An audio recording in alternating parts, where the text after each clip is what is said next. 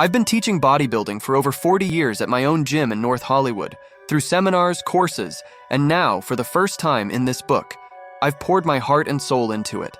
People either love me or hate me. Why? Because I speak the truth. I'm direct, maybe even stubborn, but I say exactly what I believe.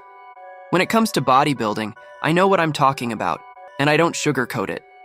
If that offends someone, so be it. I won't lie just to please people or make them feel better. I'm my own man, egocentric, controversial, and proud. Some call me rude or contradictory. You can decide that for yourself after reading this book. My views on training and nutrition are straightforward and honest. I say what I mean. Sometimes that creates arguments, especially with people who have big egos just like mine. But for those willing to listen, it's a different story. If someone truly follows my advice, I give them everything I have. I work my butt off to help that person. But if they ask for my advice and then ignore it, I lose all interest in helping them, and that's me being polite. It annoys me deeply, and if it happens in my gym, that person might end up being kicked out of my gym. Yes, I'm proud of my gym, and I have every reason to be. I'll tell you honestly why I still believe it's ahead of most others. When I first started bodybuilding, there were only 2 serious gyms in the entire United States, Sig Klein's in New York and Jack LaLanne's in San Francisco. That's it. The rest of the world didn't even know what real bodybuilding was. Now there are gyms everywhere in every shape and style: spas, aerobic studios, Nautilus centers, training camps, and business clubs. Sure, there are more hardcore gyms today, but most of them are filled with shiny, useless machines that look good but do very little. These gym owners think people will sign up just because the place is packed with big equipment. The bigger the machine, the better the appeal. But most of them work worse than they look. Some of them are the size of a tank. And honestly, you'd probably build more muscle trying to lift the machine itself than by using it the way the designer intended. What you won't find in those shiny warehouse gyms is the one thing that truly matters: personal, intelligent instruction. That's where I have the edge. I would never install a piece of equipment that I didn't think would help a person build a great physique. My gym has only what's needed: barbells, dumbbells, pulleys, and a variety of angled and shaped benches to allow members to work their muscles from different angles. Beyond that, there's a press machine, chin and dip bars, and a few leg stations. And that's it. Some people think I don't keep those giant chrome machines in my gym because I can't afford them. They couldn't be more wrong. My gym's reputation is known worldwide, and equipment companies are always trying to give me those things for free just so they can get free advertising from it. It's my honest opinion that hardly any advances have been made in bodybuilding machines during the last quarter of a century. When the Dianabol era began, with the introduction of the so-called growth-enhancing drugs or anabolic steroids, muscle-building knowledge and advancement came to a halt. Maybe one day, we will have machines that will be superior to free weight training. When it comes, I'll be there clapping my hands with joy and cheering. Believe me, it hasn't happened yet, and I don't think it will. Most people I know who have trained on machines have no knowledge of what it means to exercise. They don't understand the functions of muscles, nor do they know how they work. They have no mind-to-muscle communication. Why? Because with machines there is no curiosity aroused. Movement can only be done one way. This experience is not creative, hence boredom sets in for the mind and muscles. Real creativity and self-expression in training come only through free weights. Dumbbells and barbells are the bodybuilder's hammer and chisel, and in the hands of someone who truly thinks and learns, they can produce a masterpiece. There's one more thing I don't allow in my gym: music.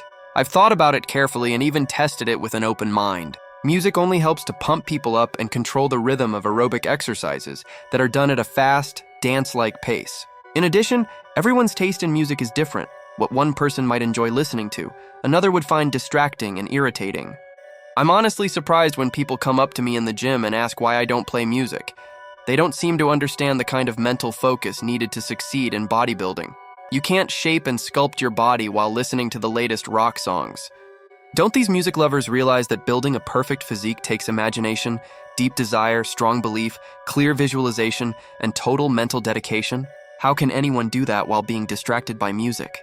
There's plenty of time outside the gym to listen to it, but inside the gym, leave it out. Unlike many people in the bodybuilding business, I actually train in my own gym, and I've been doing that for over 10 years. Since I train there every day, I won't allow a bad atmosphere or keep any useless equipment. I often call Vince's gym the last real place for true bodybuilding, where you can get genuine hands-on instruction every day. Writer Bob Greene once wrote about me saying, Vince never tries to make a racehorse out of a cart horse, nor does he try to do the opposite. That's true. I learned early on that every body must be developed according to the natural design it's born with. You can't build big, well-shaped arms on a runner's thin frame, and you can't turn a wide-hipped, narrow-shouldered body into one shaped like Steve Reeves. There's another thing I am able to do that is almost a forgotten art today. Inspire individuals to attain impressive physiques. So many of today's bodybuilders complain about the way I train people, but they don't know the bottom line. They don't understand what really gets results. They don't know how to truly motivate someone in the right, positive way. That's an art I've mastered. I have been criticized for my training philosophy of creating an illusion. Actually, my advice does not vary widely. I believe simply in enhancing a man's or woman's physique by adding and subtracting muscle in the right places. Note that I said muscle and not fat. I would rather not have to deal with fat at all. However, in reality, since I am known as the trainer of the stars, I do have to deal with fat. Movie studios send actors and actresses to me with the request to get them in shape, sometimes expecting real results in as little as 5 days. When it comes to experienced bodybuilders, I quickly lose patience if they're carrying extra fat. I get thousands of letters from people dreaming of becoming the next Mr. Olympia.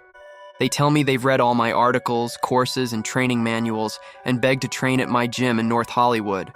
Although I've had great success with many people who truly believe in my training methods, many aren't completely honest with themselves in the beginning. Frequently, they arrive totally unfamiliar with my training methods and, to be blunt, they're often out of shape and fat.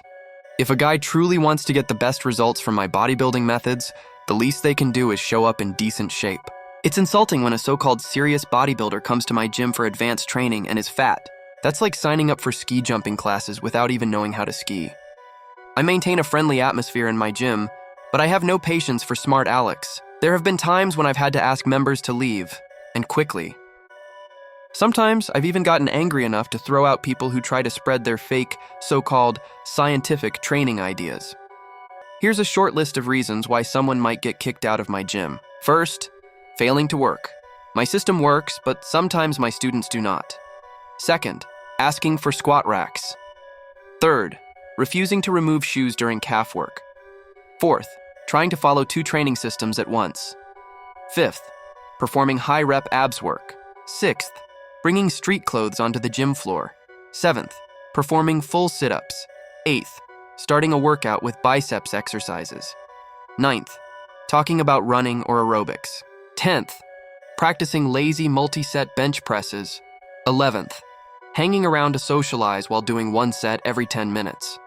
12th, eating hamburgers and fries while on a diet.